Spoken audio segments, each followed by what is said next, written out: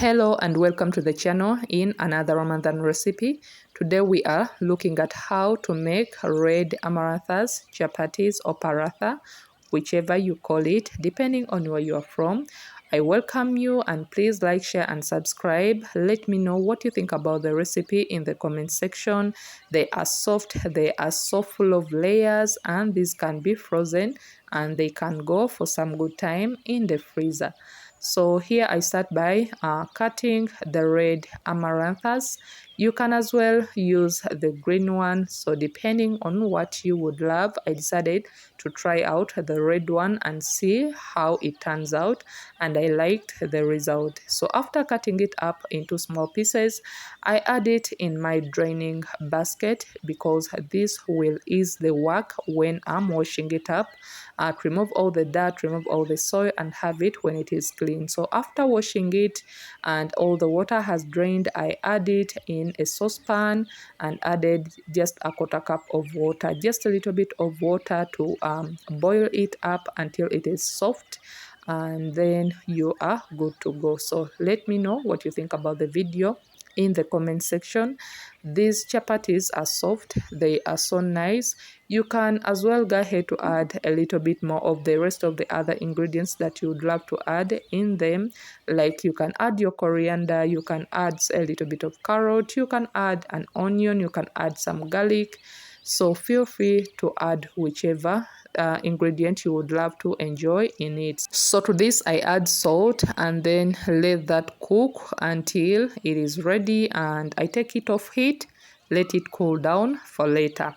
So meanwhile, as it cools, here I grate an onion. Like you can see, I love grating an onion because it releases all you get that onion juice, and it also you get it in fine particles and you can use it really well without any hardships. So after the red amaranthus has cooled, I blend it up in a blender using the water that I had added upon the time I was cooking it.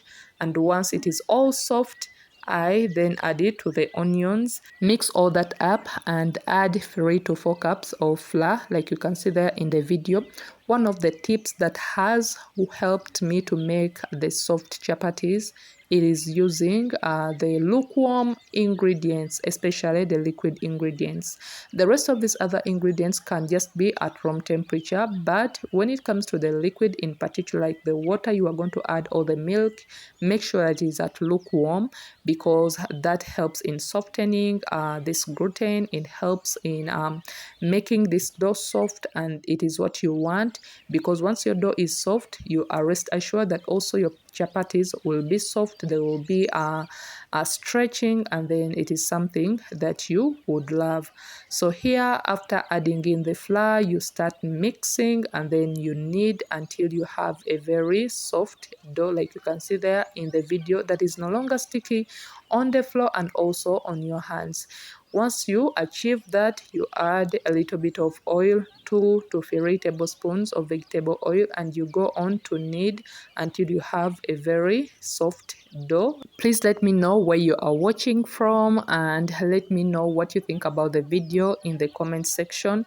Let me know what you would love to see next on the channel. Please subscribe, share with your family and friends. So once you are done, you grease your dough with a little bit of oil and then put it back in a bowl and cover. Let it rest for an hour plus. So it can go for like 2 hours, 3 hours, depending. If at all you are busy, you can even like knead this dough and then you make your chapatis in the evening. So once the dough has rested for some good time, then like you can see there, you take it out of the bowl and then knead it for some more other minutes like you can see there, then turn it into a log and then you can cut out different pieces of the chapatis you would love to make. So this is me cutting out those different pieces, and then we are going to roll them into a bowl, and then we are going to proceed to start making our layered chapatis. You can as well just make them like the way they are, and then you just roll dust with a little bit of flour and then you are good to go. But I prefer those layered chapatis. I prefer seeing them with those nice layers, and also I would love to share with you some of the different ways that you can make those layered chapatis. I have like 3 ways that you can do that. So let's go into that. Like you can see, after you have rolled, and then you add a little bit of melted butter, or you can use ghee if it is what you want, or if you love the smell or the aroma of ghee. Then to that you dust a little bit of flour, and then you roll like you can see there. And that is our first method of making layered chapatis. So then this is our second method of how you can make those layered chapatis. Let me know in the comment section how your first experience, the very first time you attempted to make chapatis or paratha, how it went. To me, I remember the very first time, trying out to make chapatis. It all started by just frying just there on the pan, and then with time, I went on to being around when the dough is being made, when they are kneading the dough, and then I kept on asking those questions of how do you know that the dough is ready? How do you tell? How do you know the quantity of water to add? And all those things. And slowly with practice, I came to learn how to make chapatis. And right now, I'm teaching also beginners and sharing out to some other people who would really love to know how to make chapatis. I'm sharing with you the knowledge of how I make them and how I enjoy them.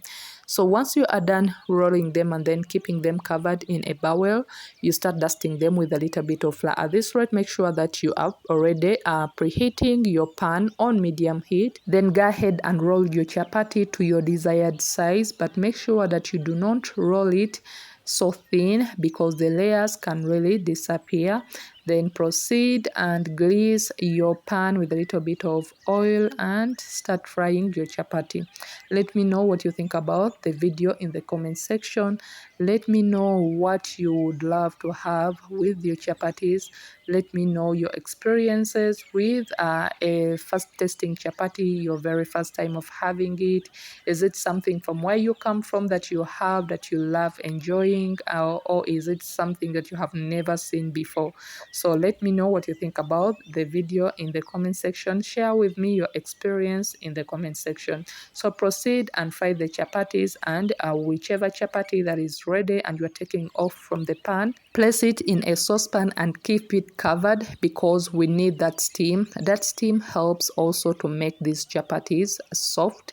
So cook the chapati on both sides until it all browns just a little bit on both sides on medium heat. Avoid frying the chapatis on high heat because this can really leave you with burnt chapatis which aren't yet ready.